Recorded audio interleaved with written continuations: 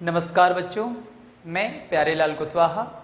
अपन पढ़ रहे थे सिंधु घाटी सभ्यता के बारे में और देखा था अपन ने कालीबंगा के इतिहास या विशेषताओं के बारे में। सिंधु घाटी सभ्यता के अन्य स्थलों को अपन देखते हैं। सिंधु घाटी सभ्यता के अन्य स्थल में सबसे पहले अपन आज देखते हैं चनहूदड़ो को। चनहूदड़ो प्लेस है सिंध प्रांत पाकिस्तान में। सिंध प्रांत पाकिस्तान में चनहूदड़ो की विशेषता क्या है? चनहूदड़ो से मिले हैं अपन को सबसे पहले गुड़िया निर्माण कारखाना। गुड़िया निर्माण कारखाना। दूसरे नंबर पे जो प्लेस की विशेषता आती है, यहां से मिले हैं लिपस्टिक यानी मनहारे या मनके के साक्ष्य। जो सिंधु यहां पर चनहूदड़ो की जो बात अपन करने वाले थे, चनहूदड़ो से मिला है अपन को अलंकृत हाथी भी मिला है। अलंकृत हाथी और जो सबसे इंपॉर्टेंट विशेषता है, कुत्ते के द्वारा बिल्ली का पीछा करना। कुत्ते के द्वारा बिल्ली का पीछा करते हुए पद चिन्हों का विवरण है। पद चिन्ह मिलते हैं कुत्ते के द्वारा चनहूदड़ो से। इसके बाद अपन देखते हैं सुरकोतड़ा को। आज का दूसरा प्लेस है सुरकोतड़ा। सुरकोतड़ा जो प्लेस है वो है वर्तमान में कच्छ का रण, गुजरात में। कच्छ के रण गुजरात में इसका जिक्र मिलता है। यहां से कौन कौन सी चीजें मिली हैं? तो सुरकोतड़ा से अपन को मिलते हैं घोड़े के अस्थि पंजर।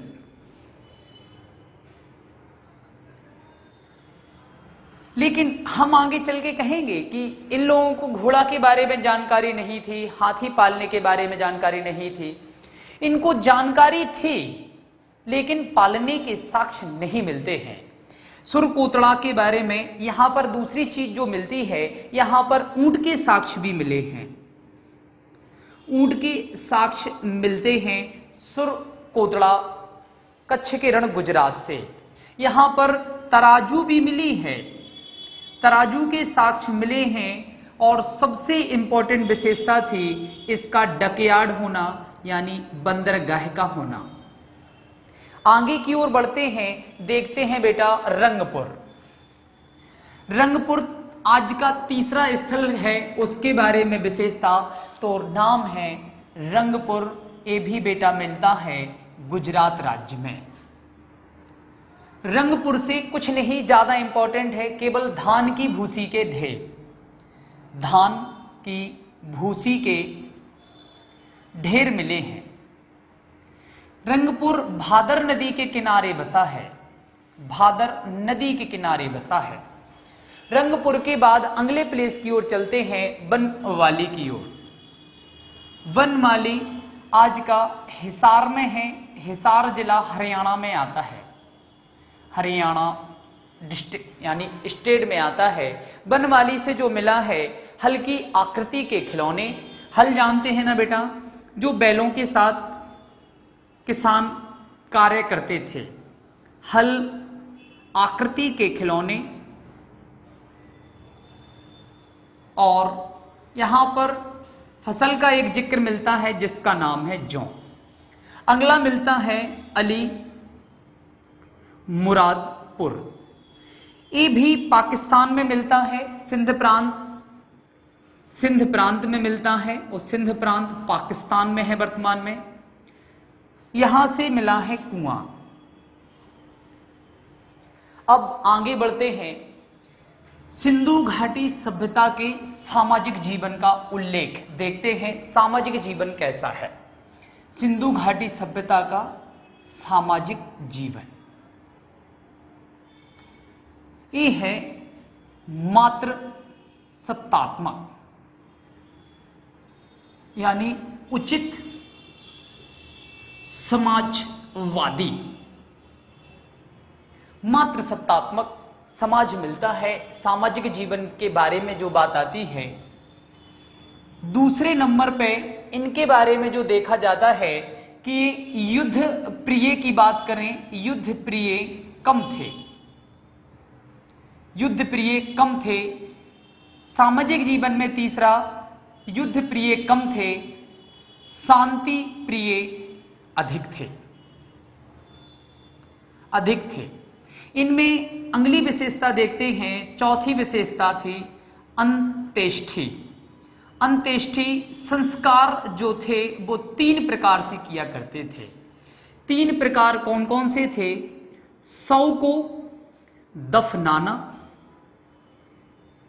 दफनाना, शव को जलाना,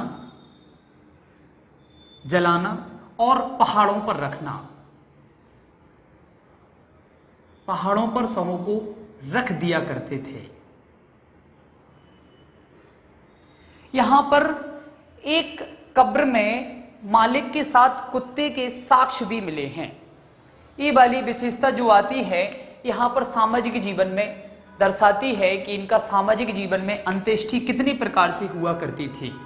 मोहनजोदाड़ो को मृतकों का टीला भी कहा गया है, पहाड़ों पर शवों को रखो जाने के कारण में। आगे की ओर चलते हैं। सामाजिक जीवन के बाद अपन देखते हैं इनके धार्मिक जीवन की विशेषता। सिंधु घाटी के लोगों का धार्मिक जीवन कैसा था?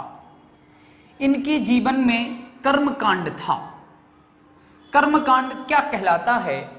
ऐसी सामाजिक व्यवस्था जहां पर जादू टोना तंत्र मंत्र विद्या का उल्लेख हो या समाहित हो उनके जीवन में, उसे कहते हैं।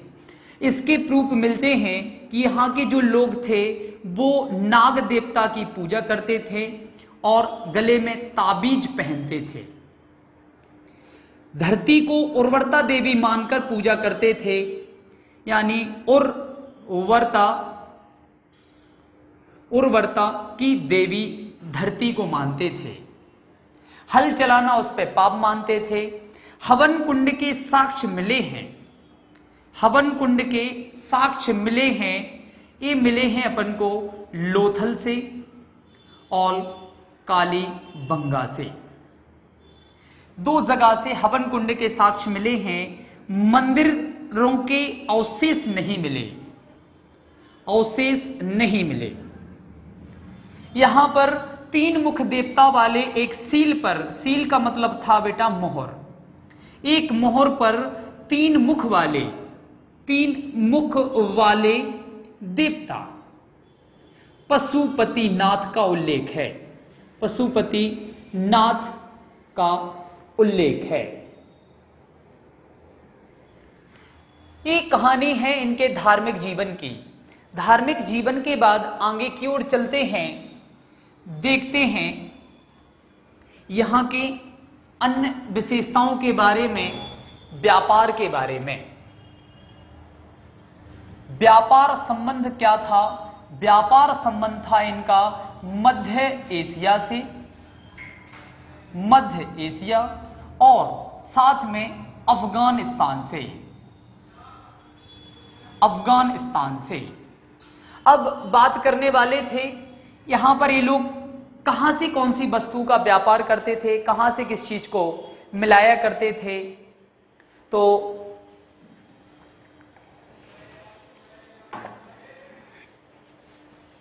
सबसे पहले अपन देखते हैं इनके बारे में, तांबा के बारे में। तांबा, टिन, है ना, तांबा टिन के बारे में, गोमेद के बारे में, गोमेद और अन्य चीजों में आता है लाजवर्द। तांबा, टिन, लाजवर्द, चांदी, सोना। कहां से कौन सी चीजें मंगाया करते थे?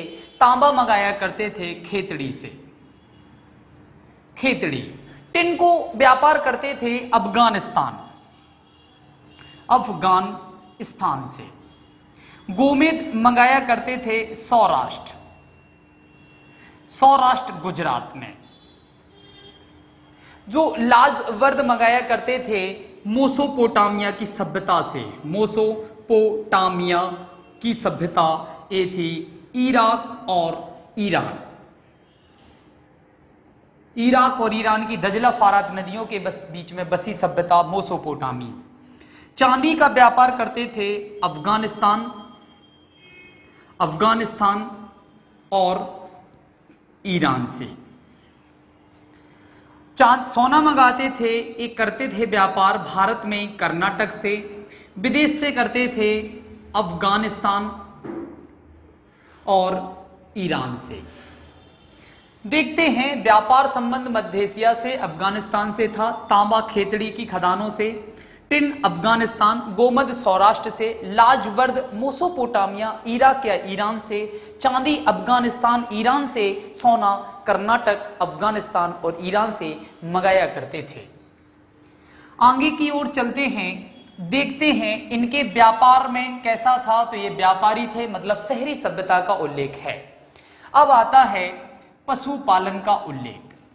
पशुपालन में किसका जिक्र मिलता है?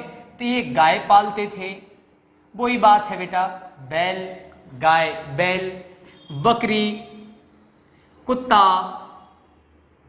है ना। बात ये सिंपल से जीव जंतु जो अपन देख सकते हैं कि वर्तमान में जहां पर हैं, जैसे मान लो ऊंट भी देखा था अपन ने, वही जिसका नाम नहीं ले सकते, सूअर वगैरह, है ना। और पशुपालन में हाथी और घोड़ा का पालन नहीं करते थे, इनकी जानकारी अवश्य थी, जानकारी थी। एक पवित्र पक्षी जो था, पवित्र पक्षी मानते थे बतख को। बतख बिल्कुल सफेद होता है, बतख को पवित्र पक्षी मानते थे। और आगे की ओर देखते हैं अपन, इनमें कुछ और शब्दावलियां या कुछ और जानकारी।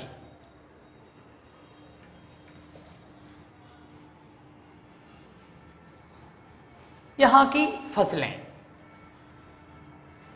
फसल कौन कौन सी थी? फसल में जौ इंपॉर्टेंट है और सरसों। लोथल प्लेस जो आता है, लोथल से हमें चावल की जानकारी मिलती है, चावल की जानकारी। अब देखते हैं मूर्तियां, सिंधु घाटी सभ्यता की मूर्तियां। यहां से कौन कौन सी मूर्तियां देखने को मिलती हैं? तो सबसे पहले देखो बेटा, मोहनजोदड़ो। मोहनजोदड़ो से हमें नृत्यरत नारी की मूर्ति नटराज आकृति में मिलती है। सेकंड नंबर पे पशुपतिनाथ, 3 मुख वाले देवता, 3 मुख वाले देवता एक सील पर मिलते हैं, सील यानी मोहर पर मिलते हैं। तीसरे नंबर पे बात आती है, एक साधु की मूर्ति मिलती है जिसकी मूछें नहीं हैं, दाढ़ी को विशेष रूप से बनाया गया है। और बात आती है उसकी आंखें अध खुली हुई थी, आधी खुली हुई आंखों के बारे में बताया गया है। फिर आता है मूर्तियों में दूसरे नंबर पे चनहुदड़ो और दूसरे नंबर पे आता है हड़प्पा। यहां से बेटा बैल गाड़ी के साक्ष्य मिले हैं। ये मूर्तियों का जो उल्लेख है यहां पर अपन जिक्र किया है। अब कुछ अन्य तथ्य सिंधु घाटी सभ्यता के बारे में, कुछ शब्दावलियां जो अपन देखते हैं। कौन सी शब्दावलियां हैं? तो सबसे पहले देखो बेटा, मेलहुआ। मेहलुआ शब्द जब भी बात थी मोसोपोटामिया की, मोसोपोटामिया हमने अभी कहा था बेटा, एक कहां पर है? यहां से दजला और एक नदी फारात, दजला फारात नदियों के दोआब पर, यानी ये थी दजला और ये फरात नदी, यहां पर बसी थी मोसोपोटामिया की सभ्यता इराक और ईरान के बाद। ये मोसोपोटामिया की सभ्यता फली फूली थी। मेलुआ शब्द मेसोपोटामिया की सभ्यता में जितनी बार भी मेलुआ शब्द का उल्लेख है, इसका मतलब है कि इन लोगों ने सिंधु घाटी सभ्यता के बारे में हमें बताया है। दूसरी चीज देखते हैं, अगला मस्तूल। मस्तूल शब्द क्या है? मस्तूल ये सिंधु घाटी सभ्यता के लोगों की नाव थी। मस्तूल नामक नाव का प्रयोग किया करते थे सिंधु घाटी सभ्यता के लोग। अगला शब्द है केसर या केसरों। केसरों शब्दावली का उल्लेख है शिल्पकारों का। जो इस समय शिल्पकार हुआ करते थे उनको केसरों शब्द की संज्ञा दी गई है। सिंधु घाटी सभ्यता के लोग के बारे में बात आती है, शहद का जिक्र जो आता है वो मिठास के बारे में मिलता है। सिंधु घाटी सभ्यता के लोग मिठास के लिए शहद का उपयोग किया करते थे। आगे की ओर और चलते हैं और कुछ देखते हैं थोड़ा सा सिंधु घाटी सभ्यता के बारे में जो यहाँ पर नहीं है।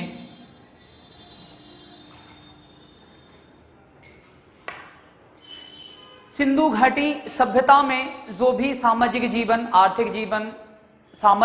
रहा है, आर्थिक जीवन रहा है, यहाँ के शहर की व्यवस्था थी, वो सारी की सारी चीज़ों का उल्लेख अपन पहले ही कर चुके हैं। और यहाँ पर जो बात थी, सिंधु घाटी सभ्यता को अपन खत्म मानते हैं।